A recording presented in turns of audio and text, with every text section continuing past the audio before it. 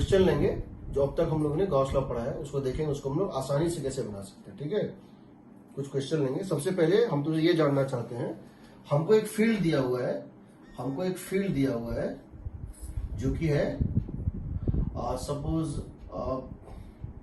Alpha x square मान लो आई cap. Field है alpha x square आई cap, एक फील्ड है जो अल्फा एक्स स्क्वायर आई कैप, यानी एक्स डायरेक्शन में एक्स के साथ वेरी कर रहा है फील्ड और आई कैप है। हमको यहां ये बताना है, find charge density in this space as function of x. कैसे निकालेंगे समझो,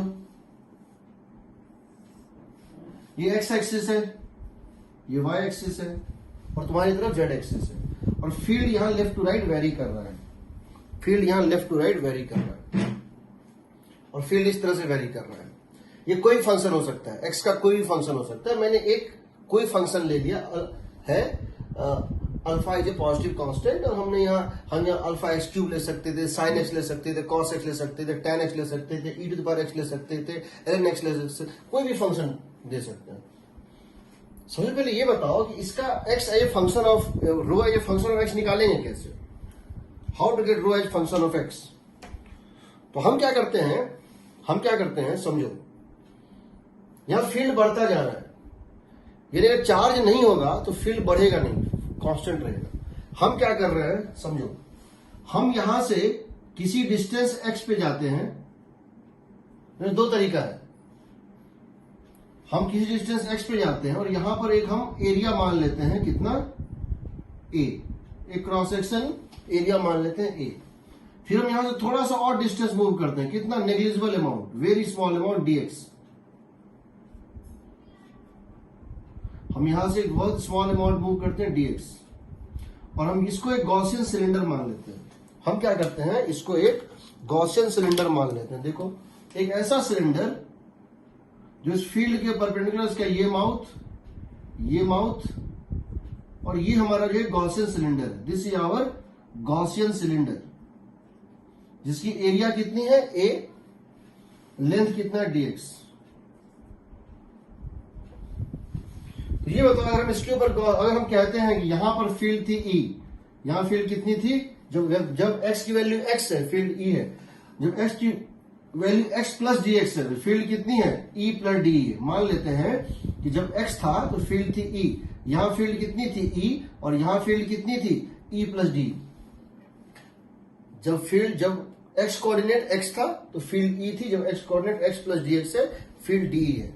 तो ये बताओ, इसके थ्रू अगर तुम लिखोगे, इस गॉसियन सरफेस के थ्रू अगर तुम लिखोगे, क्या लिखोगे, net flux is equal to q inside by epsilon nought. तो क्या लिखोगे, यहां पे फ्लक्स कितना होगा बताओ, एरिया वेक्टर लेफ्ट है, एरिया वेक्टर इस लेफ्ट माउथ का आउटवर्ड है, लेफ्ट है, और फील्ड राइट है, तो माइनस ई। यहां देखो, फील्ड वेक्टर राइट है, एरिया वेक्टर भी राइट है, आउटवर्ड नॉर्मल, तो क्या हो जाएगा plus E plus dE into A. यहां पे 180 डिग्री है, बताओ, फील्ड वेक्टर राइटवर्ड ए और एरिया वेक्टर लेफ्टवर्ड है, लेफ्ट माउथ के साथ फ्लक्स ये और राइट माउथ के साथ फ्लक्स ये, इज इक्वल टू, बताओ what is density, what is charge here, इसमें कितना चार्ज बंद होगा। अगर रो इसकी फंक्शन ऑफ एक्स है, if rho is the function of x, is the charge density as function of x. If this is the charge density, समझो, if this is the charge density as function of x, as function of x, तो हम यहां क्या लिख सकते हैं बताओ, area of cross section into dx कितनी होगी, volume, area of cross section into dx कितनी होगी, वॉल्यूम। और अगर इस पॉइंट पे रो थी वैल्यू, तो rho as function of x, and that becomes the total charge divided by epsilon naught. कोई डाउट? वॉल्यूम कितना हो जाएगा, एरिया इंटू डीएक्स। अगर यहां पर रो एज फंक्शन ऑफ एक्स है, हम मान सकते हैं स्मॉल डीएक्स में रो लगभग कांस्टेंट है, तो यहां पे चार्ज डेंसिटी लोकल वैल्यू कितनी थी, rho as function of x, तो charge density into volume, volume हो जाएगा ए डीएक्स। तो देखो ए और ए कट जाएगा, minus E plus E cut जाएगा, dE is equal to rho as function of x dx by epsilon naught. इसका मतलब हुआ rho as function of x is equal to, समझो इसका मतलब rho as function of x is equal to कितना हो जाएगा बताओ, epsilon not into dE by dx, epsilon not into d by, rho as function of x equal to epsilon not into d by dx. इसका मतलब ये हुआ charge density is epsilon not times of slope of x graph. What is this, this is slope of field versus x graph. Agreed, कोई doubt? हाँ बताओ, कोई doubt नहीं? अब समझो, मैं इस क्वेश्चन को दूसरे तरीके से ही पूछ सकता था। किस तरीके से? मैं कहता कि potential is equal to minus alpha x cube by 3। अगर तुमको देता potential is equal to minus alpha x cube by 3, तो तुम क्या लिखते? तुम लिखते field is equal to minus d by d x. अगर पोटेंशियल दे देता तब भी तुम फील्ड निकाल लेते। कैसे निकालते? Minus d by d x. इसको अगर तुम डिफरेंशिएट करोगे तो माइनस माइनस प्लस हो जाएगा, डी बाई डी एक्स हो जाएगा 3। तो ये कितना आएगा? यही होगा ना, कितना हो जाएगा? अल्फा एक्स स्क्वायर आएगा, बिकॉज वन डायमेंशनल वेक्टर है आई क्या। इसी क्वेश्चन पूछने का ये तरीका था। एग्रीड? Yes, अब समझो, इसका 2-3 मतलब समझो। अगर मैं तुमको पोटेंशियल दे दूं फंक्शन ऑफ एक्स या फील्ड दे दूं फंक्शन ऑफ एक्स और तुमसे पूछूं चार्ज डेंसिटी, तो तुम इस तरह निकाल सकते हो। पहली बात, इसको याद रखोगे, डी बाई डी एक्स। दूसरी बात, अगर तुमसे ये पूछूं फाइंड द, तो ये डी बाई डी एक्स तुम्हारा जो भी है, जो भी फील्ड है उसको डिफरेंशिएट कर देना, आ जाएगा। अगर मैं तुमसे ये पूछूं what is the total charge enclosed from 0 to x, इस पूरे सिलेंडर में कितना चार्ज इंक्लोज है, अगर मैं तुमसे ये पूछूं इस सिलेंडर ऑफ लेंथ L में कितना चार्ज इंक्लोज है, तो क्या करोगे? तो लिखोगे Q enclose, Q inside a cylinder. यहां से यहां तक अगर मैं एक सिलेंडर बनाऊं, किस लेंथ का? L लेंथ का, x इक्वल टू 0 से x इक्वल टू L तक, और मैं पूछूं इसमें कितना चार्ज बंद होगा, तो तुम क्या लिखोगे? लिखोगे Q is equal to integral of area into dx. Area into dx क्या बताओ? Volume into rho as function of x. कहां से कहा? 0 टू L, ये लिखोगे ना। तो अब ये बताओ रो एज, इसके बाद अगर तुमको मैं रो एज फंक्शन ऑफ एक्स पता है, तुम चार्ज भी निकाल सकते हो। अब समझो, इरोडोव का 3.51 और 3.51 और पहले एक बता रहा हूं, इरोडोव का, ये तुम्हारे लिए होमवर्क है। इरोडोव का 3.51 तुम्हारे लिए होमवर्क है बेस्ड ऑन दिस कंसेप्ट। मैं कोई फंक्शन दे सकता हूं, इरोडोव में एक फंक्शन दिया है, तुमको ये निकाल के मुझे दिखाना है। ठीक है, फॉर्मूला क्या होगा? Rho as function of x is epsilon naught d by d x. अगर मैं ग्राफ दे देता और तब पूछता किसी पॉइंट पे रो एज फंक्शन ऑफ एक्स, तो क्या करते तुम? डी बाई डी एक्स को क्या करते? वहां जो स्लोप है वही है ना, slope into epsilon nought, the gradient, the rate of change of field with distance into epsilon not is the value of rho at that point. ठीक है, कोई डाउट? अब ये बताओ, मैं इस फील्ड को ड्रॉ करना चाहता हूं, कैसे ड्रॉ करूंगा? I want to draw this field. मैं इस फील्ड को ड्रॉ कैसे करूंगा? एक ऐसा फील्ड जिसकी डायरेक्शन हमेशा आई कैप है, जिसकी डायरेक्शन हमेशा आई कैप है, लेकिन जिसकी मैग्नीट्यूड चेंज हो रही है।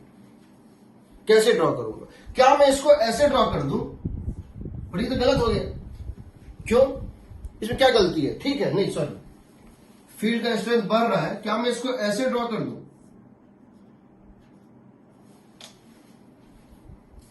ठीक है, यहां फील्ड की स्ट्रेंथ तो बढ़ रही है, फील्ड की स्ट्रेंथ तो बढ़ रही है, बट यहां डायरेक्शन जो है फील्ड के डायरेक्शन में होती है, यहां डायरेक्शन तो गलत हो रहा है। यहां डायरेक्शन कहां?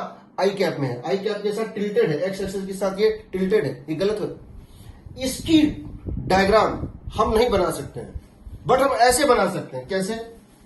हम ये कर सकते हैं कि यहां पर एक ऐसे करके फील्ड लाइन बना दें, उसके बाद हम क्या करें, ऐसे करके फील्ड लाइन बना दें, उसके बाद हम क्या करें, ऐसे करके फील्ड लाइन बना दें, उसके बाद ऐसे करके फील्ड लाइन बना, मतलब ज्यादा फील्ड लाइन बनाते चले जाएं। ये कर सकते हैं, हम कुछ पॉइंट्स दिखा सकते हैं, बट वो भी हम कंटिन्यूस नहीं दिखाते। छोटे होने चाहिए ना? हाँ, मतलब छोटे मतलब, अच्छा ये मैग्नीट्यूड यस सर। क्यों छोटे होने चाहिए? सर क्योंकि अगर डिस्टेंस ज्यादा हो जाएगा तो फिर फील्ड भी तो चेंज हो जाएगी। फील्ड की स्ट्रेंथ बढ़ रही है, यानी एक पर्टिकुलर एरिया क्रॉस सेक्शन में नंबर ऑफ फील्ड लाइन ज्यादा दिखाना है, सिंपल सी बात है। फील्ड स्ट्रेंथ बढ़ रही है, लेकिन डायरेक्शन हमेशा आई कैप में है। तो इस केस में हम जो डायग्राम बनाते हैं वो इस तरह बनाते हैं, एक यहां बना दिया ऐसे, उसके बाद क्या किया, यहां थोड़ा ज्यादा क्राउडेड लाइन बना दिए, इसके बाद और थोड़ा ज्यादा क्राउडेड लाइन बना दिया। हालांकि ये आपको डिस्क्रीट दिखा रहे हैं ना, यहां से यहां कांस्टेंट दिखा रहे हैं, फिर अलग दिखा रहे हैं, फिर अलग, बट ये मजबूरी है। Yes sir. तुम एक्चुअल फील्ड लाइन यहाँ ड्रॉ नहीं कर पाओ, बट इस टाइप का फील्ड लाइन तुम ड्रॉ करके बता सकते हो। फील्ड लाइन हमेशा आई कैप में है, पहली बात, फील्ड लाइन हमेशा पैरेलल टू एक्स एक्सिस है, और दूसरा इसका मैग्नीट्यूड जो है वो इंक्रीज कर रहा है। ये इस तरह से दिखाएंगे। हम हर पॉइंट में नहीं दिखा सकते, कुछ सिलेक्टेड पॉइंट्स पे दिखा देते हैं और बोलते हैं कि इसके बीच में भी फील्ड लाइन उसी प्रोपोर्शन में बढ़ता जा रहा था, कुछ सिलेक्टेड पॉइंट्स पे दिखाते हैं। ठीक है, दूसरी बात सर हाँ बताओ। सर अगर ऐसे कोई क्वेश्चन होता जिसमें सर ये ऑप्शन में ये ऐसे फील्ड लाइंस होते सर इसके लिए, और सर ऑप्शन एक और ऑप्शन होता है नन ऑफ दीज, तो किसको चूज करते हैं? इसको चूज करते हैं। क्यों सर? है क्योंकि इरोडोव के बुक में चूज किया है इसीलिए। ठीक है, पुर्सेल मोरिन में चूज किया है इसीलिए। ठीक है, अब देखो दूसरा, अब ये बताओ अगर यही फील्ड लाइन ऐसे चेंज ना करता, कैसे चेंज करता? और यही फील्ड लाइन हम पूछते, ये वन डायमेंशनल फील्ड लाइन नहीं होता। अभी क्या था, एक्स का फंक्शन था, अभी क्या था, ये एक्स का फंक्शन था ना। अगर एक्स वाई और जेड तीनों का फंक्शन होता तो क्या करते, समझो इसको।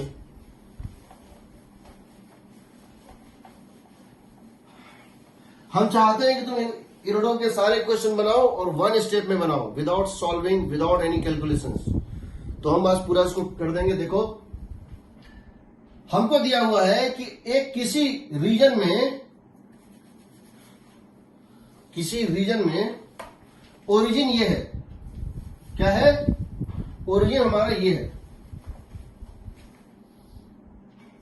और फील्ड लाइन ऐसे है, फील्ड इस तरह से है, 3 डायमेंशनल फील्ड है।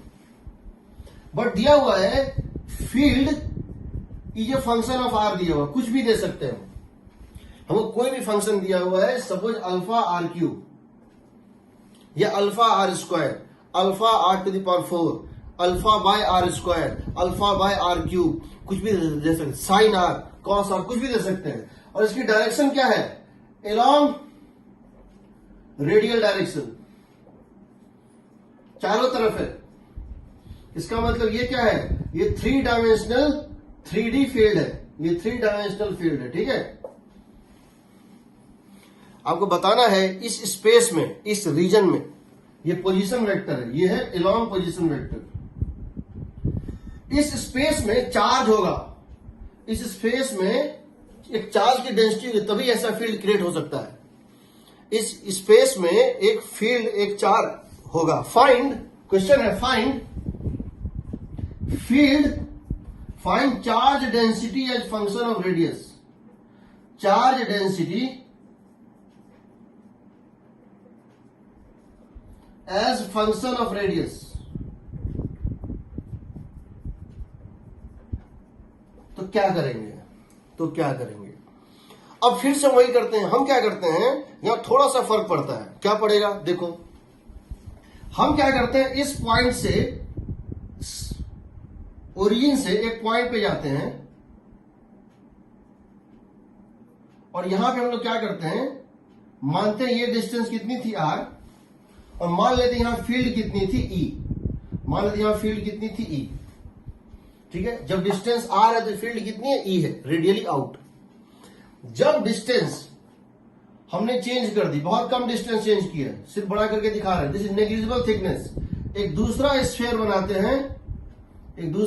बनाते हैं, जिसकी रेडियस कितनी है r प्लस डी आर, और इसकी फील्ड कितनी है, यहां फील्ड कितनी है, E प्लस डी। समझना मैं क्या बोल रहा हूं, यानी कि तुमने क्या किया है कि इसको इस तरह से कर लिया है कि तुमने ये रीजन ले लिया है,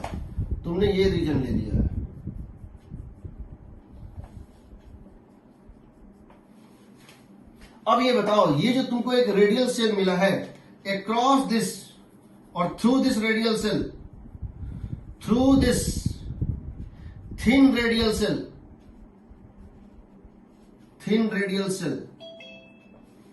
इस रेडियल सेल के थ्रू जो तुम्हारा फ्लक्स होगा वो कितना होगा। देखो अगर तुम बाहर वाले को देखो तो इसकी एरिया वेक्टर बाहर थी, और तुम बाहर वाले को देखो तो इसकी एरिया वेक्टर बाहर थी, कितनी थी, A प्लस डी ए। अगर इसका एरिया A है और इसका एरिया बाहर वाले का A प्लस डी ए है, तो बाहर वाले का होगा A plus d a into E plus d ए।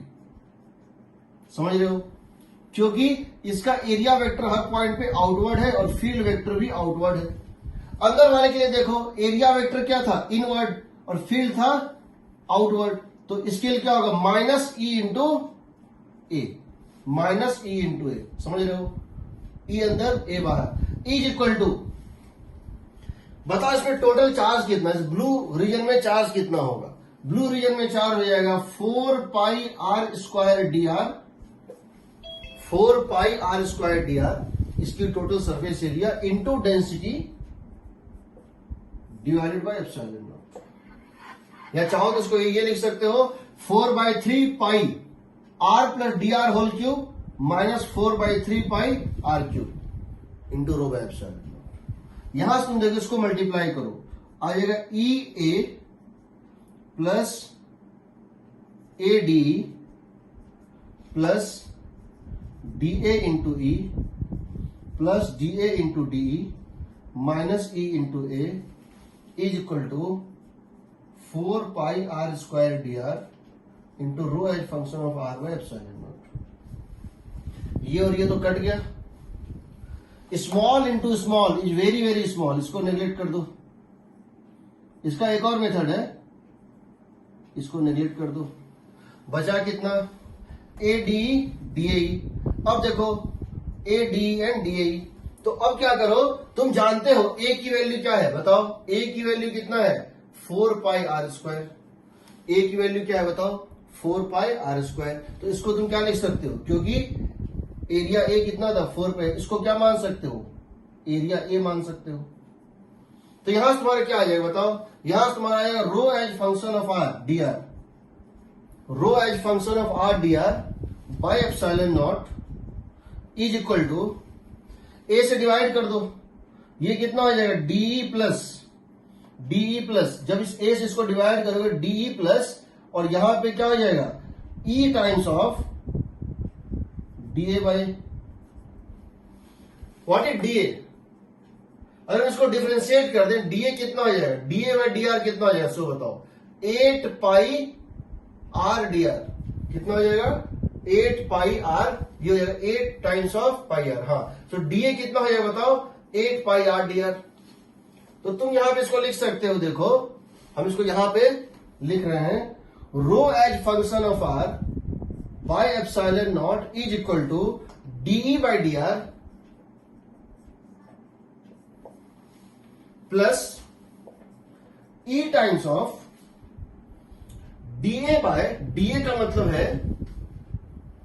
मतलब है 8 pi r d r, d a मतलब 8 pi r d r by d r, ये डी आर चला जाए नीचे, और ए का मतलब था 4 pi r square, 4 pi r square, ये कितना हो जाए बताओ, and that is equal to d by d r plus ये और ये कट जाएगा 2 से, ये और ये तो कट ही गया, तो कितना हो जाएगा r times of sorry plus 2 times of e by r, plus 2 times of e by r, rho as function of r divided by epsilon nought. हम इसको फिर से बता रहे हैं, थोड़ा सा कॉम्प्लेक्स बन गया था, हम इसको फिर से बता रहे हैं, समझ लो हम क्या करना चाह रहे हैं। इसको याद रखोगे हमेशा, एडवांस में अगर अच्छा रैंक चाहिए, एडवांस में अगर अच्छा रैंक चाहते हो आईटी में, ये सब याद रखना। डायरेक्ट लगाएंगे, डायरेक्ट कहीं भी लगा देंगे, इरोडोप तो छोटा सा चीज है। और एक बात बता देता हूं, ओलंपियाड में पूरे वर्ल्ड के बच्चे, ओलंपियाड पेपर में, इंटरनेशनल ओलंपियाड में पूरे वर्ल्ड के बच्चे एक ही बुक से तैयारी करते हैं, सबसे फंडामेंटल बुक आईई इरोडोप। पूरी दुनिया का जितना बच्चा इंटरनेशनल ओलंपियाड में जाता है वो सब इसी से तैयारी करता है। तो उसको बता रहे हैं, देखो हम इसको एक काम करते हैं, इसको दूसरे मेथड से करते हैं। हम इसको पहले इसको समझ लो, इसको याद कर लेते हैं। Rho as function of are, इसको एप्सिलॉन नॉट से मल्टीप्लाई भी कर सकते हैं, ठीक है, इसको हम वेरीफाई कर देंगे। हम इसको एक काम करते हैं, इसको हम फिर से कर देते हैं, ठीक है। एक काम करते हैं, इसी को हम दूसरे मेथड से ड्राइव कर देते हैं। तो कैलकुलस हुआ है क्या मैथ में? नहीं सर, फंक्शन चल रहा। इसको याद रखना, एक चीज बता रहा हूं, इसको याद रखना कि आज मैं तुम्हारे बहुत सारे मैथ्स के फंडे ऐसे क्लियर करूंगा जो तुमको मैथ में शायद ही क्लियर हो पाएगा। Integral of any function r d r from 0 to आर, कोई फंक्शन है उसको हम इंटीग्रेट करने कहां से, 0 से r तक। अगर हम इस फंक्शन को डिफरेंशिएट कर दें, किसके साथ, r के साथ, यहां इंटीग्रेट किए थे r के साथ, यहां डिफरेंशिएट कर दिया r के साथ, तो इंटीग्रेशन और डिफरेंशिएशन एक दूसरे का इनवर्स होता है। जिस तरह रूट का स्क्वायर उसको खत्म कर देता है, जिस तरह साइन इनवर्स का साइन उसको खत्म कर देता है, जिस तरह से लॉग अपने e to the power x को खत्म कर देता है, e to the power x exponential function और लॉग फंक्शन एक दूसरे का इनवर्स होता है। उसी तरह से डिफरेंशिएशन ऑफ ए फंक्शन उसको वापस ला देता है, तो ये क्या हो जाएगा, एफ आर हो जाएगा। तुमने यहां इसको पहले क्या किया, इंटीग्रेट कर रहे थे, इंटीग्रेशन को डिफरेंशिएट कर दोगे तो इंटीग्रेशन और डिफरेंशिएशन एक दूसरे को खा जाएगा, नलीफाई कर देगा, ये फंक्शन आता है, ठीक है। अब ये बताओ, मान लेते हैं ये ओरिजिन था और यहां पे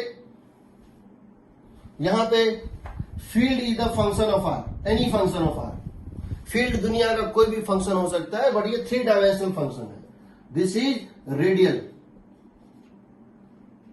3D फील्ड है। इसका मतलब इस पूरे स्पेस में चार्ज की डेंसिटी है, हर पॉइंट पे फील्ड बन रहा है। हम क्या करते हैं, यहां एक गॉसियन सरफेस मान लेते हैं इस तरह से। Let us take a Gaussian surface, this spherical Gaussian surface, this is spherical Gaussian surface, जिसकी सेंटर कितनी है, उस पॉइंट पे है, ओरिजिन पे है, और इसकी रेडियस है। हम इस पे गॉस लॉ लगा देते हैं। मान लेते हैं यहां फील्ड कितनी है, मान लेते हैं यहां फील्ड कितनी है, सब जगह ई है। हमने ये किया हुआ है कि जब भी फील्ड, मान लेते हैं फील्ड ई है, तो अगर हम इस गॉसियन सरफेस पे क्या लगा दें, गॉस लॉ, तो क्या लिखेंगे हम लिखेंगे integral of E into cos 0 degree. समझो यहां फील्ड कितनी है, ई, और हर पॉइंट पे फील्ड रेडियल है और एरिया वेक्टर भी क्या है, रेडियल है। Cos 0 degree into integral of DA over the entire sphere. ये किसके इक्वल होना चाहिए, इसके अंदर कितना चार्ज है, वो होना चाहिए कि इसके अंदर कितना चार्ज बंद है, Q inside by epsilon nought. ये होगा ना, एग्रीड? Yes sir. ई को बाहर निकालो, ई को बाहर निकालो, इंटीग्रल ऑफ डी हो जाएगा इस पूरे सरफेस का सरफेस एरिया, इस गॉसियन सरफेस का, ये कितना हो जाएगा 4 pi r square 1 by epsilon not times of what is q inside. कैसे निकालोगे, हम बताए थे क्यू इनसाइड निकालने का तरीका था, यहां जाओ, यहां से यहां में एक सेल कट करो, थिन सेल, यहां डेंसिटी क्या थी, यहां डेंसिटी थी रो, यहां डेंसिटी क्या थी रो, इसकी वॉल्यूम कितनी है, इसकी वॉल्यूम कितनी है 4 pi r square d are, इसको 0 से r तक कर दो डिवाइड एप्सिलॉन, यही ना। Yes sir. अब क्या करो 4 पाई को काट दो दोनों तरफ से, ठीक, और दोनों साइड डिफरेंशिएट कर दो, दोनों side differentiate both sides with r. अब क्या कर रहे हैं हम समझो, differentiate both sides with respect to r, ये कितना हो जाएगा e times of 2r, e times of 2r सही है, plus r square times of d by d r सही है, इज इक्वल टू, ये पूरा फंक्शन में से क्या होगा, ये भी आर, ये पूरा एक फंक्शन था, सिर्फ ये फंक्शन बच जाएगा, ये हो जाएगा 1 by epsilon not times of rho as function of r into r square. तो यहां से आ जाएगा rho as function of r is equal to epsilon not times of, rho as function of r is equal to epsilon not times of, इस r square को यहां लाओ, कितना आ जाएगा 2 times of e by r, कितना हो जाएगा बताओ 2 times of e by are plus 2 times of e by r, तो यहां आर स्क्वायर डिवाइड होगा, एक आर कट जाएगा, प्लस यहां पे जब आर स्क्वायर का डिवाइड होगा क्या हो जाएगा, ये कट जाएगा, क्या बचेगा डी बाई डी आर। अब कोई भी फंक्शन ले लो, कोई फंक्शन याद है स्फीयर का, कोई फंक्शन याद है स्फीयर का, याद है, कौन सा याद है मैं बता रहा हूं, मैं बता रहा हूं कौन सा याद है, this rho as function of r, ठीक है। हमको एक फंक्शन याद है स्फीयर का, जहां स्फेरिकल डिस्ट्रीब्यूशन था, कहीं भी एक पॉइंट चार्ज है, कहां पे, सेंटर पे, या मान लो एक यूनिफॉर्म सॉलिड स्फीयर, एक यूनिफॉर्म सॉलिड स्फीयर है, याद है जब यूनिफॉर्म सॉलिड स्फीयर था तो उस केस में, जब यूनिफॉर्म सॉलिड स्फीयर था तो उस केस में फील्ड कितना था, जब एक हम यूनिफॉर्म सॉलिड स्फीयर लिए थे उस केस में फील्ड क्या था, rho by epsilon not into r, ये था ना। यहां डाल के देखो तो ये आ रहा है रो, अगर वो फील्ड होता, अगर फील्ड होता प्रोपोर्शनल टू आर तो क्या रो कांस्टेंट आ रहा है, देखो तो इसमें चेक करके, epsilon not times of 2 times of e by r, e by r means what, rho by 3 epsilon naught plus d by d r, d by d are,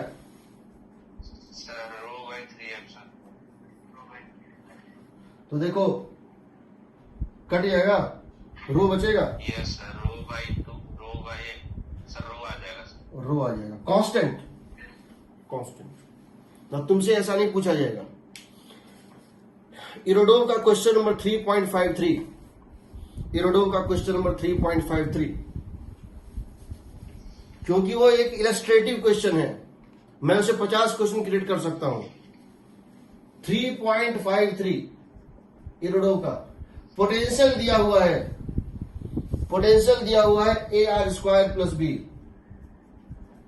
where r ये 3 dimensional vector, potential दिया हुआ है a r square plus b due to a about origin, origin के चारों तरफ potential का expression दिया है, यानी फील्ड दिया है, फील्ड कितना होगा minus d by d are, यानी कितना हो गया -2 AR, एग्रीड, कितना हो गया -2 AR, ये प्रोपोर्शनल टू आर है, ये प्रोपोर्शनल टू आर है, यस सर, और रेडियल है। अब इसका 2 तरीका है तुम्हारे पास, सबसे आसान तरीका, क्या तुम ऐसा कोई 3 डायमेंशनल फील्ड जानते हो, क्या तुम ऐसा कोई 3 डायमेंशनल फील्ड अब तक पढ़े हो जो 3 डायमेंशन हो और आर के प्रोपोर्शनल हो। क्या तुमने अभी तक कोई ऐसा फील्ड पढ़ा है जो पूरे हर डायरेक्शन में है, यानी स्फेरिकल सिमेट्री है और डिस्टेंस के प्रोपोर्शनल है? पढ़ा है? कब पढ़ा है? Uniform solid sphere. Uniform solid sphere के अंदर में तुमने एक फील्ड पढ़ा है यूनिफॉर्म सॉलिड स्फीयर के अंदर में, जहां क्या होता था, rho by 3 epsilon not into, इन दोनों को कंपेयर कर दो, इन दोनों को कंपेयर कर दो सीधे, तो रो इक्वल टू क्या हो जाएगा, रो बाय 3 एप्सिलॉन नॉट क्या हो जाएगा, -2a। तो रो हो जाएगा कितना, -6a एप्सिलॉन नॉट। यही आंसर है। या चाहो तो यहां डाल के निकाल दो, मुझे कोई दिक्कत नहीं है। चाहो तो यहां डालो, नहीं तो सीधे कंपेयर कर दो। हम बहुत सारा क्वेश्चन कंपेयर कराएंगे, हम बहुत सारा क्वेश्चन अभी कंपेयर कराएंगे। जो फील्ड पढ़ाए अभी तक बेकार नहीं पढ़ाए हैं, उस सब फील्ड का एप्लीकेशन है। एक एक स्टेप में सिर्फ देख के तुम बता सकते हो इरोडो के आंसर्स क्या होंगे अगर तुम उस मेथड से जाओगे तो। ठीक है, ये तुमको बनाना है। हम तो इसको हमको याद रखना है। स्फीयर के केस में ये होता है, क्या होता है, epsilon not into 2 times of e by r plus 1 times of d by d are.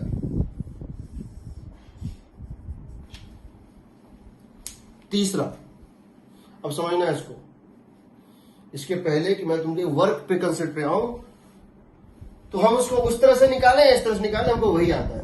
हमको बेसिकली एक्सप्रेशन याद रखना है। याद रखना, चाहे वो थर्मोडायनेमिक्स हो चाहे इलेक्ट्रोस्टैटिक्स हो, तुमको फॉर्मूले याद होने चाहिए। अगर तुमको फॉर्मूला याद है तुम कोई भी क्वेश्चन बना लोगे, तुमको टेक्निक याद है तुम कोई भी क्वेश्चन बना लोगे। ठीक है, अब देखो अगला, मैं इन सबका नोट शेयर करूंगा। अगला,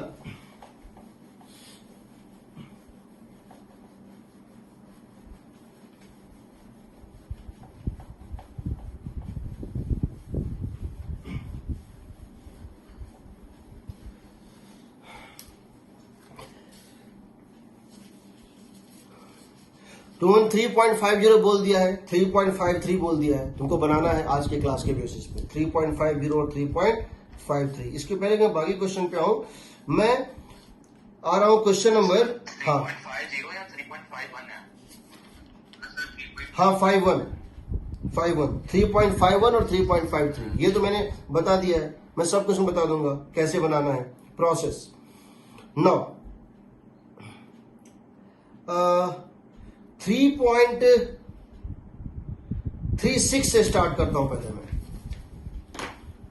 एक लाइन से चल रहा हूं, 3.36। इसमें कह रहा है पोटेंशियल दिया है और फील्ड निकालना है। 3.36, find field vector, find field vector as function of x y and z if, पहला पोटेंशियल दिया हुआ है, इसने पोटेंशियल को डिनोट किया है फाई से। पोटेंशियल दिया हुआ है a by a into x square minus y square. कर लोगे? कैसे करोगे? हमने तो बताया था ई का एक्स कंपोनेंट होता है minus del v by del x. इसको डिफरेंशिएट कर दो किसके साथ? सिर्फ एक्स के साथ, ट्रीटिंग वाई एज कांस्टेंट, वो ई एक्स देगा। ई वाई तुम निकाल लोगे minus del v by del y. तुमको पता है इसमें हम एक्स को कांस्टेंट मान लें तो उसका डिफरेंशिएशन क्या हो जाएगा, 0, और इसको डिफरेंशिएट कर देना है। और तुमको पता है फील्ड वेक्टर होता है ई x i cap plus E Y j cap. ये तुमको बनाना है। बी, दूसरा फंक्शन दिया हुआ है phi is equal to potential is equal to a times of x y. Again वही प्रोसेस लगाना है। तुमको ये क्वेश्चन बनाना है 3.37। क्या है भाई?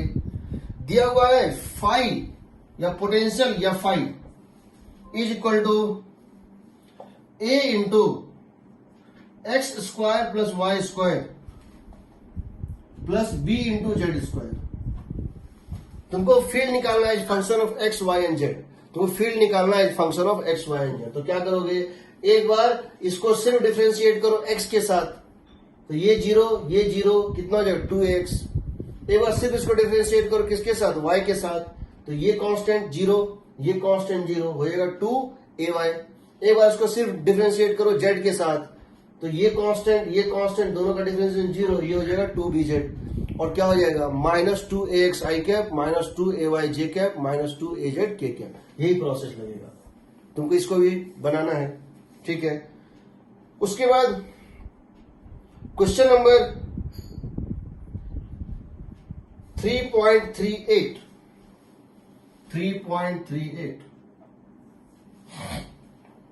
क्वेश्चन है, ए charge Q is distributed uniformly over the volume of a sphere. Find the potential at center and function of distance from the center. ठीक है, तो आपको ये दिया गया है, एक स्फेयर है, इस पे टोटल चार्ज कितनी है,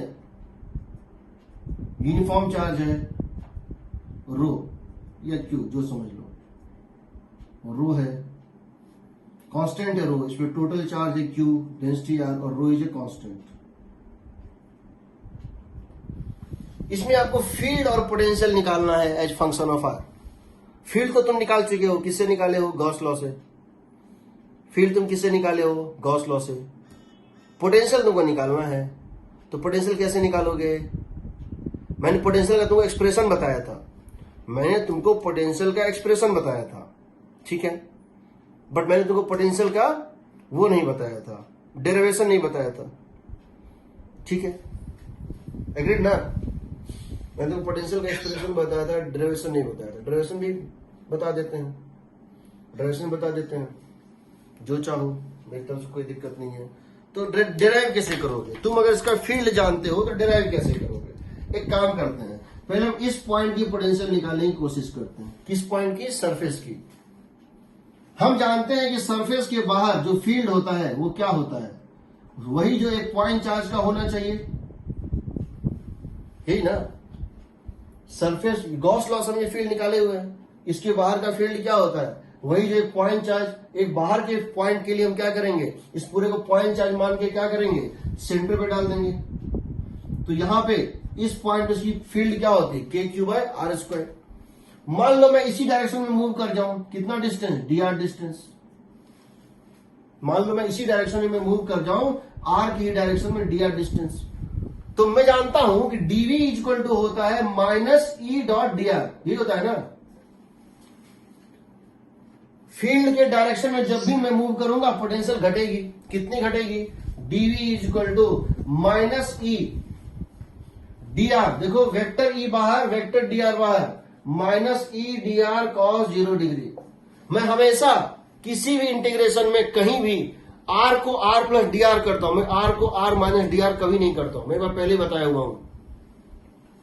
ये इधर था, इधर ही जाना है, हो गया। तो बताओ, पोजीशन वेक्टर और dr वेक्टर में रेडियली आउट गया हूं, इन दोनों में एंगल क्या है, 0 डिग्री, यानी इतने अमाउंट से पोटेंशियल घट जाएगी। इसको इंटीग्रेट, तो ये dv कितना हो जाएगा बताओ, -KQ/R² dr। इसको इंटीग्रेट कर दो, इसको इंटीग्रेट कर दो। तुमको सब पोटेंशियल कहां चाहिए, सरफेस पे चाहिए। तुम इसको कहां से लेके जा रहे हो, इनिशियल पोजीशन क्या लोगे, इनिशियल डिस्टेंस क्या लोगे, r। इनिशियल डिस्टेंस क्या लोगे बताओ, v एट द सरफेस, हम ले रहे हैं v at surface. v at surface का मतलब है डिस्टेंस फ्रॉम सेंटर क्या लोगे, r। और दूसरा ले लो v एट इंफिनिटी, दूसरा डिस्टेंस कहां ले लो, इंफिनिटी पे। इंफिनिटी पे क्या होता है, पोटेंशियल 0। तो देखो क्या आ जाएगा, v का वैल्यू, v फ्रॉम 0 टू, तो 0 minus v surface, 0 minus v surface कितना हो जाएगा, -KQ, बाहर निकाल दो, 1/r² का इंटीग्रेशन -1/r, कहां से कहां तक, r से इंफिनिटी तक। तो बताओ क्या हो जाएगा, -v सरफेस कितना हो जाएगा बताओ, minus minus plus KQ 1/इंफिनिटी -1/r। तो v सरफेस कितना आ गया, अब समझ लो। मैंने तुमको बहुत सारे फील्ड निकलवाए थे गॉस लॉ में, 20 फील्ड लगभग निकलवाए हमने। हर फील्ड के केस में तुम पोटेंशियल निकाल सकते हो इस मेथड से। तुम कितने फॉर्मूले याद करोगे? You cannot remember all the formulas. और याद कर भी लोगे तो आईटी उस दिन के पेपर में वो क्वेश्चन पूछेगा जो उस फॉर्मूले में नहीं है। तुमको फील्ड आता है गॉस लॉ से, बट तुम उस फील्ड के स्लैब के अंदर सिलेंडर के अंदर, समझो सीट के बीच में, तुम वहां भी पोटेंशियल निकाल सकते हो इस मेथड से, dv equal to minus e dot d r से। अब चलो यहां तो तुम समझ गए। अब तुम ये जानना चाहते हो कि अंदर का यहां का मैंने पोटेंशियल एक बहुत खतरनाक सा एक्सप्रेशन बताया था, k q by two r cube, k q by two r cube into 3x square minus r square, वो कैसे आएगा यहां पे? अब फिर क्या करेंगे, समझो। फील्ड का एक्सप्रेशन जो बाहर था k q by are square, वो अंदर नहीं है। अंदर फील्ड क्या था? प्रोपोर्शनल टू एक्स था। बाहर फील्ड प्रोपोर्शनल टू क्या था? 1 बाई आर स्क्वायर। और अंदर फील्ड क्या था? Proportional to r, position vector, position के प्रोपोर्शनल था ना?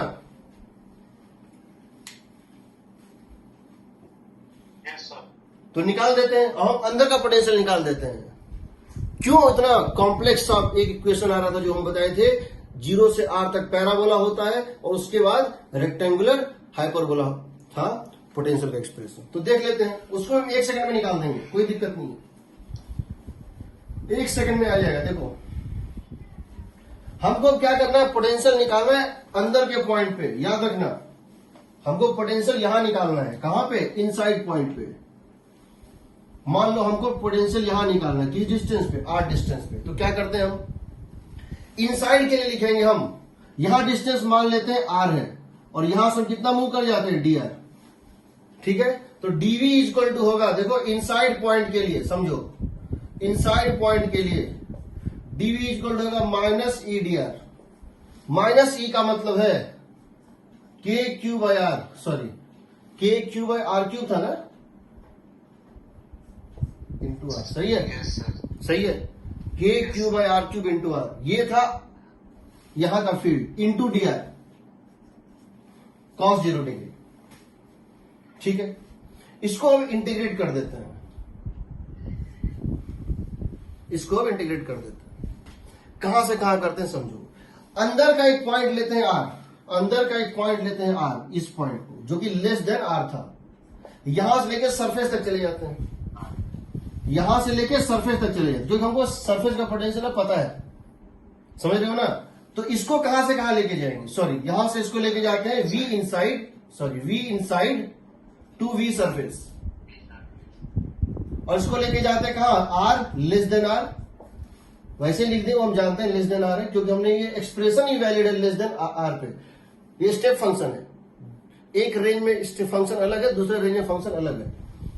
r लिखो इसको, ये हो जाएगा v सरफेस, समझो v surface minus v inside, ये होगा ना इसका इंटीग्रल। ये हो जाएगा देखो minus k q by r cube common, ये हो जाएगा आर स्क्वायर बाय 2, ये क्या हो जाएगा? R square by 2। तो क्या लिख दोगे? R square by 2 minus r square by 2, समझ रहे हो? ये हो जाएगा आर स्क्वायर बाय 2, तो पहले अपर माइनस लोअर। तो और हमको ये पता है ये कितना है बताओ? के क्यू बाय के क्यू बाय निकाले थे ना सरफेस पे, आर कैपिटल है, सर ये नीचे है ना, के क्यू बाय कैपिटल है ना, ठीक है ना, ठीक है ना। Yes sir. तो अब निकाल दो v इनसाइड क्या होगा, तो यहां से आ जाएगा v inside is equal to, सबको एक तरफ ले चले जाओ, k कॉमन q कॉमन, पहले इसको लिख देते हैं के क्यू बाई आर प्लस के क्यू बाई 2r। देखो इस पूरे को मिलाओगे इसमें, इसमें कितना आएगा? के क्यू बाई 2r, और फिर इन दोनों को मिलाओगे कितना होगा? Minus k q by 2 r cube into r square, ये होगा ना। क्या ये सेम चीज है जो हम कहे थे?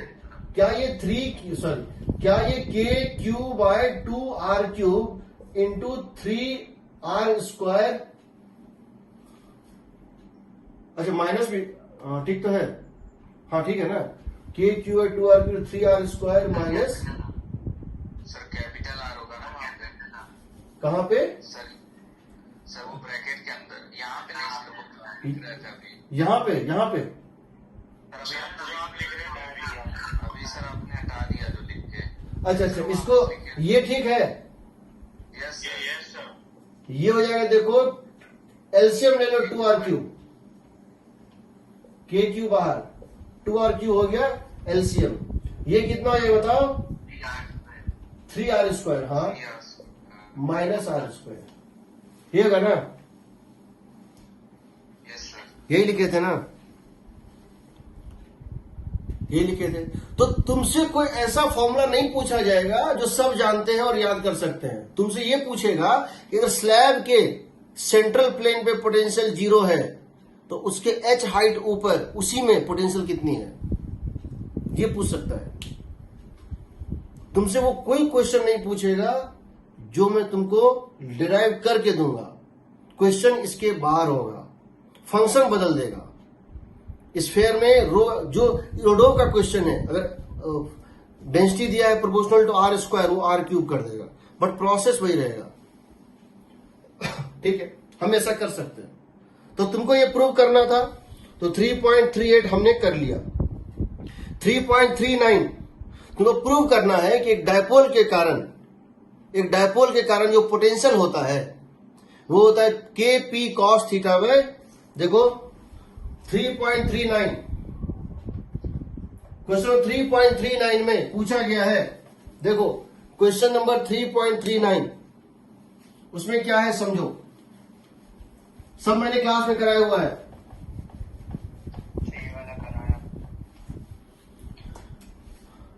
3.39 ये प्रूव करना है कि अगर ये एक डायपोल है और ये पोजीशन वेक्टर r है, तो यहां जो पोटेंशियल होता है वो होता है Kp cos theta by, actually इसने इस तरह लिखा है Kp dot r bye r³।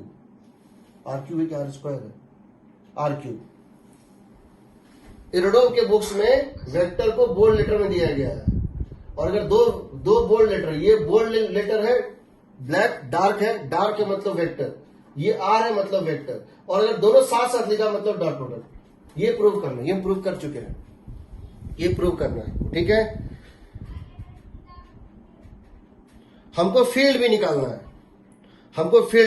है, ठीक है। 3.40 में क्या पूछा वो देखो, ये डायपोल है और ये पोजीशन वेक्टर है।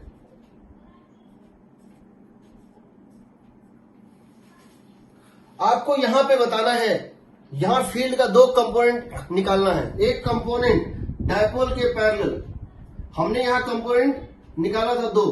कैसे निकाला था? हमने 2 तरह से निकाला था कंपोनेंट। पहले मैंने कंपोनेंट ये निकाला था, देखो मैंने जब ड्राइव किया था तो यहां निकाला था ई रेडियल, और यहां निकाला था कितना, ई टेंजेंशियल या थीटा। ये था हमारा थीटा, ये हमारा एंगल था थीटा। इसकी वैल्यू हमारी आई थी 2Kp cos theta by r³, और इसकी वैल्यू हमारी आई थी Kp sin theta by r³। एक डायपोल ऐसे, कौन सा कंपोनेंट, P cos थीटा, इसके कारण डबल एक्सियल पॉइंट है यहां ना। देखो डायमेंशनली फील्ड होता है Q bye r², KQ bye r²। इसमें ये जो P है ना वेक्टर, डायपोल वेक्टर, उसमें Q इंटू L है। यहां Q इंटू L है तो यहां पे एक लेंथ है और यहां लेंथ का क्यूब है, तो हो गया KQ बाय L², ये होगा। Yes sir. अब समझो, तुमसे पूछा है क्वेश्चन नंबर 3.40 में, फील्ड का कंपोनेंट निकालो, किस डायरेक्शन में?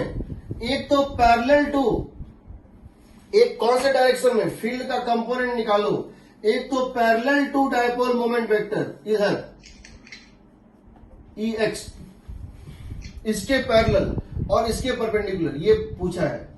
और एक निकालो EY, इसको कह रहा है E परपेंडिकुलर। E परपेंडिकुलर मतलब क्या हुआ? परपेंडिकुलर टू डायपोल एक्सिस, और एक E पैरेलल। निकालोगे, हम ये फॉर्मूले में दिए हुए थे, ये थीटा था, ये थीटा था।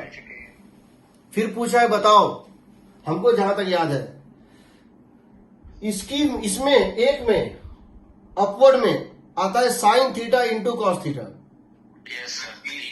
और इसमें आता था कॉस स्क्वायर थीटा माइनस 1। तो पूछा है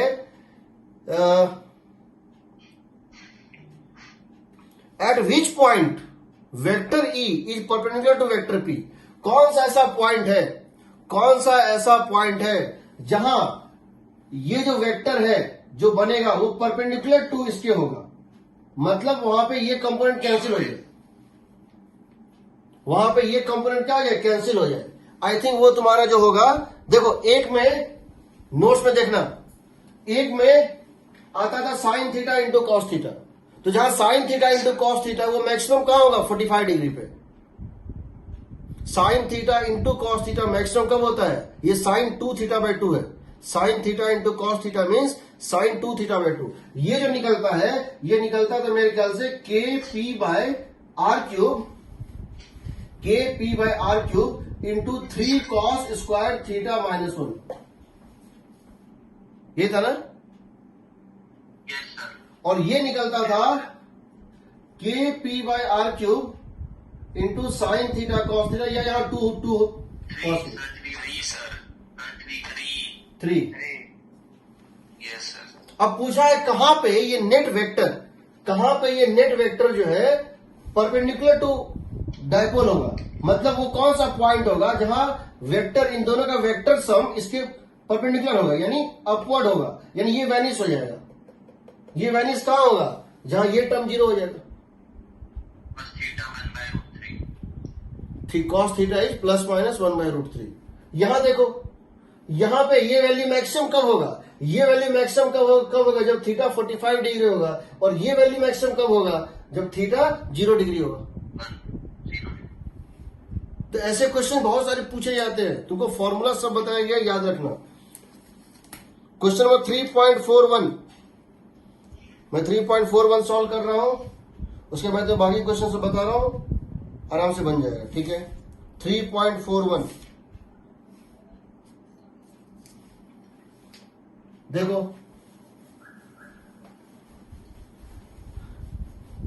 और एक बात और बता रहा हूं, आईआईटी जनरली इतनी डिफिकल्टी लेवल पे नहीं जाती है, इतने डेप्थ में नहीं जाती है, आईआईटी मेंस तो नहीं जाती, लेकिन जब भी जाती है ये क्वेश्चन बहुत ज्यादा रैंक में फर्क ला देता है, बहुत ज्यादा। अब देखो क्वेश्चन नंबर हम ले रहे हैं, कौन सा था, कौन सा कर रहे थे, 3.41।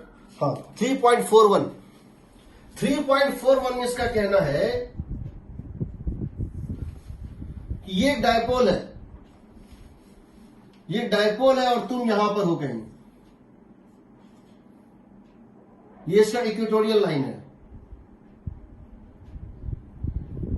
इस इक्वेटोरियल लाइन पे मान लो पोटेंशियल 0 है, इस इक्वेटोरियल लाइन पे मान लो पोटेंशियल क्या है, 0 है, ठीक है। तो इस डायपोल की, तो यहां पे पोटेंशियल 0, ये इक्वी पोटेंशियल सरफेस, हर पॉइंट पे पोटेंशियल कितनी है, 0। तो इसका कहना है कि यहां पर जो पोटेंशियल होगा इस डायपोल की वजह से, वो कितना होगा, डायपोल की वजह से पोटेंशियल होगा V1 is equal to k p cos theta by r cube, r square, sorry, dimensionally q by r होता है। तो यहां पे एक एल पहले से, तो एक आर यहां होगा, ये पोटेंशियल है। अब इसका कहना है तुमने क्या किया, बाहर से इलेक्ट्रिक फील्ड ऑन कर दिया, तुमने बाहर से एक एक्सटर्नल इलेक्ट्रिक फील्ड ऑन कर दिया, एक ऐसा फील्ड, एक तुमने ऐसा एक्सटर्नल फील्ड ऑन कर दिया E नॉट, जो इस डायपोल एक्सिस के पैरेलल था, जो इस डायपोल एक्सिस के पैरेलल था।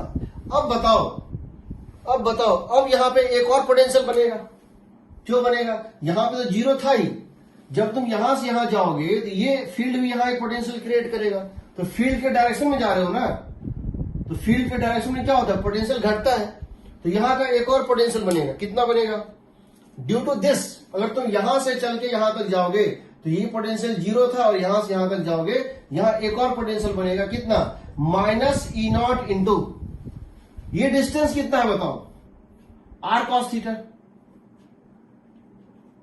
ये जो डिस्टेंस ये कितना है, are cos theta.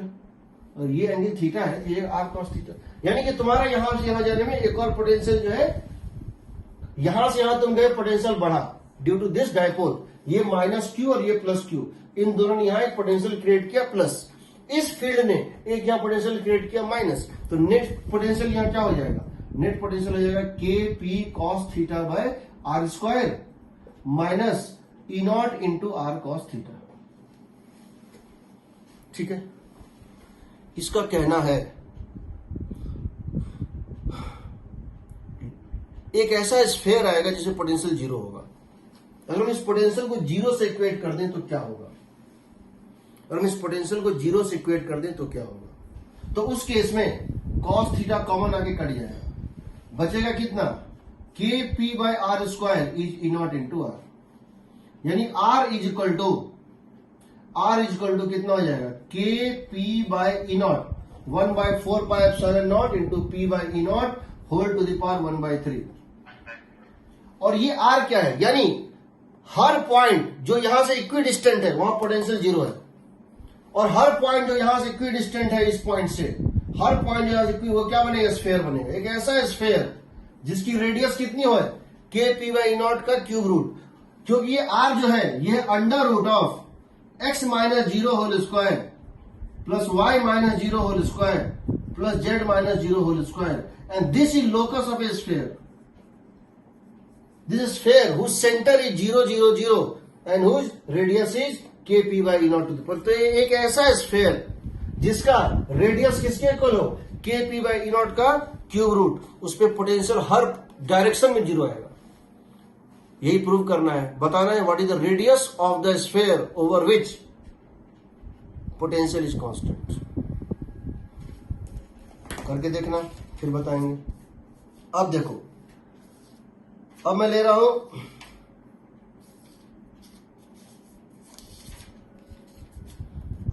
Question number यहां से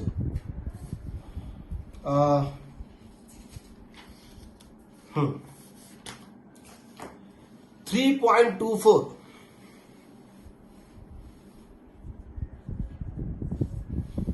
क्वेश्चन क्या है, एक इलेक्ट्रिक फील्ड है जो 2 डायमेंशनल इलेक्ट्रिक फील्ड है, एक 2D इलेक्ट्रिक फील्ड दिया हुआ है।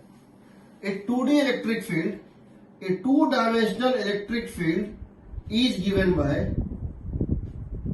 vector E is equal to x I cap plus y j cap, x I cap plus y j cap divided by x I cap plus y j cap divided by कौन सा था 3.24 ना, हाँ, by x square plus y square।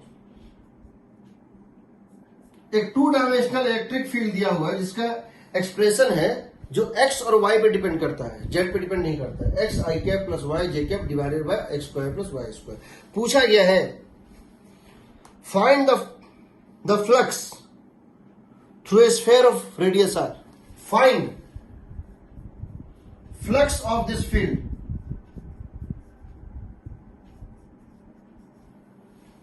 Through a sphere of r, radius r, centered at origin। तो क्या करेंगे,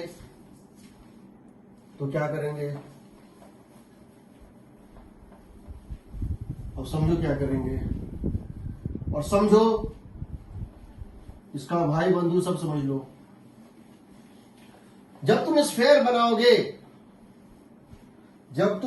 बनाओगे तो तुमको इंटीग्रेट करना पड़ेगा।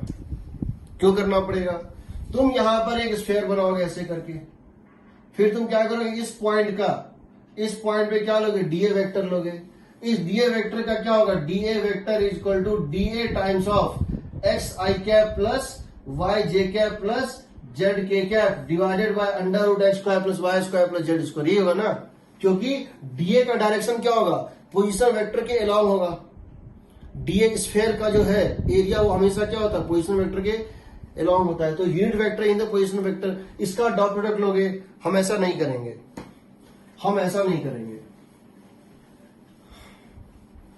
हम दिमाग लगाएंगे। हम ये सोचेंगे क्या कोई ऐसा फील्ड हमने देखा है जो ऐसा था। समझ लो, अगर field x i cap Y j cap और जेड के कैप के टर्म्स में है, अगर field x i cap Y j cap और जेड के कैप के टर्म्स में है, यानी वो किसी न किसी स्फेरिकल या रेडियल डिस्ट्रीब्यूशन का रहा होगा। अगर फील्ड सिर्फ एक्स आई कैप और वाई जे कैप के टर्म्स में है, यानी कोई ऐसा फील्ड जिसमें लीनियर चार्ज या सिलेंडर, सॉलिड सिलेंडर या कुछ भी रहा होगा जिसका कि जो जेड एक्सिस के अलोंग था, अगर कोई सिलेंड्रिकल डिस्ट्रीब्यूशन जेड एक्सिस के अलोंग होता है, उसका फील्ड सिर्फ एक्स और वाई में होता है। और अगर ये सिर्फ एक्स में है, अगर ये सिर्फ एक्स में है, इसका मतलब वो किसी स्लैब या किसी सीट या किसी प्लेट का है, तो ये सिलेंडर का होगा। ये दिया था ना, यहां ए भी था, यहां एक कांस्टेंट था ए। इसको हम लिख सकते हैं a into r vector by r square, क्योंकि किसी टू डायमेंशन चीज में, क्योंकि किसी टू डायमेंशनल चीज में समझो, अगर ये कोई चीज जेड एक्सिस में है, अगर कोई भी चीज जेड एक्सिस में है, तो अगर कोई पॉइंट का कोऑर्डिनेट क्या है x comma y comma z, तो उसका पोजीशन वेक्टर कितना होता है बताओ, उसका डिस्टेंस कितना होता है x i cap plus y j cap. तो ये बताओ पोजीशन वेक्टर जो होगा वो है x i cap plus y j cap. इसका मतलब पोजीशन वेक्टर का मॉड कितना है under root x square plus y square, है कि नहीं। ये बेसिकली है क्या, a times of r vector by r का स्क्वायर, ये हो जाएगा 8 by r times of r cap हो जाएगा।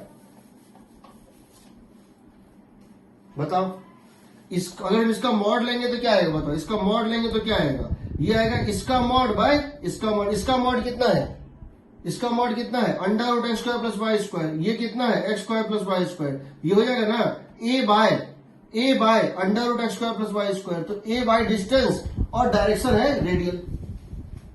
ऐसा कहीं कोई फील्ड पढ़े थे हम लोग, ऐसा कोई फील्ड हमने पढ़ा था, हमने क्या कोई ऐसा फील्ड पढ़ा था जो एक्स और वाई पे डिपेंड कर रहा है, जेड पे डिपेंड नहीं कर रहा है, और उसकी स्ट्रेंथ, उसकी magnitude proportional to 1 by distance है। पढ़ा था या नहीं पढ़ा था, 2k lambda by r cap, infinite thread. तो this is a field due to infinite thread. सिर्फ उसका अंतर सिर्फ इतना है, ये दोनों कंपेरेबल है, यानी कि 2k lambda equal to a, यानी 2k लैम्डा इक्वल टू कितना 2k lambda equal to a, यानी lambda is equal to 2 pi epsilon not a. तो ये है 1/4 pi epsilon not a, 2 pi epsilon. तो लैम्डा निकल गया, तो जब लैम्डा निकल गया तो इस स्फेयर के अंदर कितना चार्ज बंद होगा।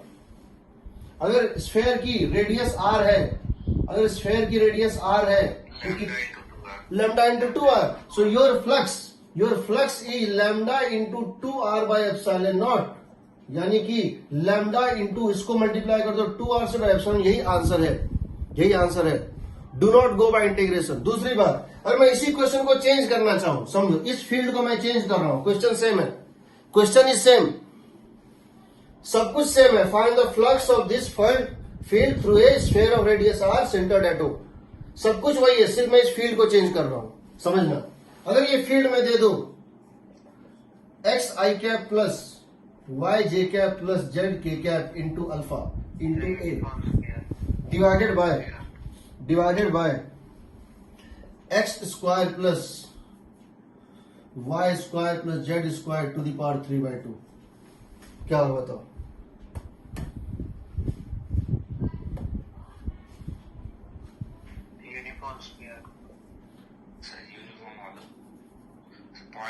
पॉइंट चार्ज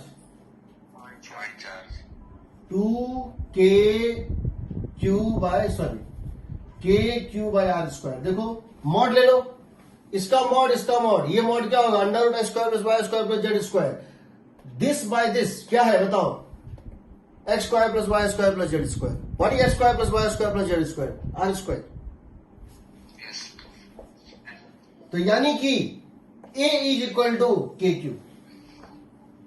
सो चार्ज कितना है, पॉइंट चार्ज है, क्यू कितना है ए by k 4 pi epsilon not times of a, तो फ्लक्स कितना होगा क्यू बाय एप्सिलॉन नॉट।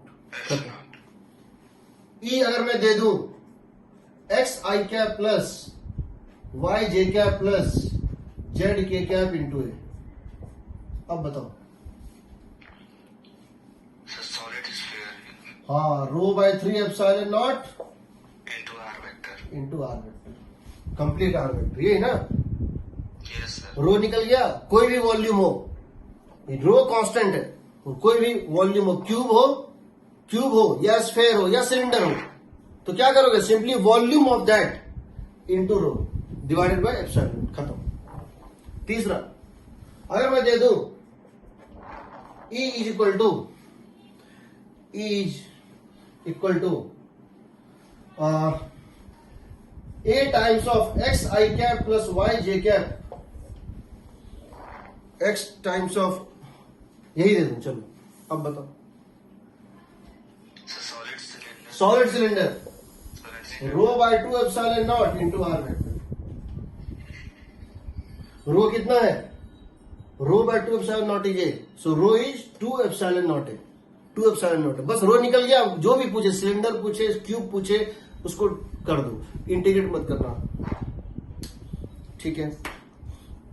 चलो मुझे लगता है मैं ज्यादा पढ़ा दिया है, ठीक है। मैं और क्वेश्चंस लूंगा एक एक करके, तो तुमसे कौन सा क्वेश्चन पूछेगा ये मैं नहीं जानता हूं, बट जब भी क्वेश्चन पूछेगा किसी न किसी नोन फील्ड से वो मैच होगा, किसी न किसी नोन फील्ड से वो मैच होगा, और तुमको उस नोन फील्ड से मैच करा के एक स्टेप में आंसर निकालना है बिना इंटीग्रेट किए, ठीक है। मैं और इसमें बताऊंगा, एक क्लास और लूंगा गॉस लॉ पे, मतलब इस पे कुछ क्वेश्चन है इरोडो के, उसके बाद हम लोग जो है स्टार्ट कर देंगे कंडक्टर्स, ठीक है। कंडक्टर स्टार्ट करेंगे और कंडक्टर में फिर हम अर्थिंग और स्फेरिकल और सेल्फ एनर्जी और ये सब बताएंगे, और वो बताएंगे पोटेंशियल उसका डिस्क का, ठीक है। सर आज नोट्स शेयर कर दीजिएगा इसका। हाँ, नोट शेयर कर दें, और सर यूरोडो